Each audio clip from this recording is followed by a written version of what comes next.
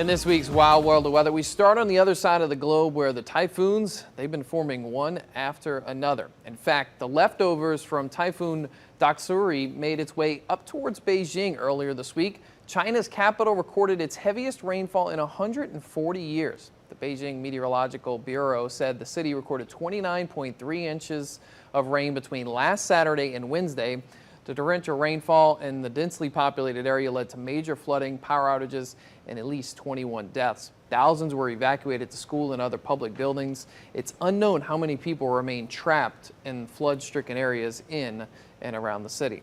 Now, another typhoon named Khanun is right on the heels of Doksuri. All right, this typhoon sideswiped the island of Okinawa in Japan. High winds and heavy rains impacted the southern island chain, leaving residents without power and flooding homes. Around 600,000 residents were evacuated as Khanun approached. The slow-moving nature of the storm has led to more intense rainfall and hours of beating winds. Khanun remains over the East China Sea and will now slowly crawl its way up towards the Japan mainland. Now back to the states. Look at the severe storms that blew through Arlington, Virginia, and the D.C. metro last weekend. Even this torrential severe storm wouldn't stop the guard at the Tomb of the Unknown Soldier. Heavy rains and wind gusts up to 80 miles per hour whipped through the capital area, knocking down trees and power lines. The tomb at Virginia's Arlington National Cemetery has had a military presence guarding it every single day since 1937, rain or shine. Now, farther north in Massachusetts, severe storms spawned a tornado. In Foxborough, splintered trunks and downed trees lined streets where the National Weather Service confirmed an EF1 tornado hit. Winds with the tornado reached around 105 miles per hour. Area residents had to deal with trees on homes and mass power outages along the path of that tornado. Thankfully, nobody was injured or killed with those storm cells.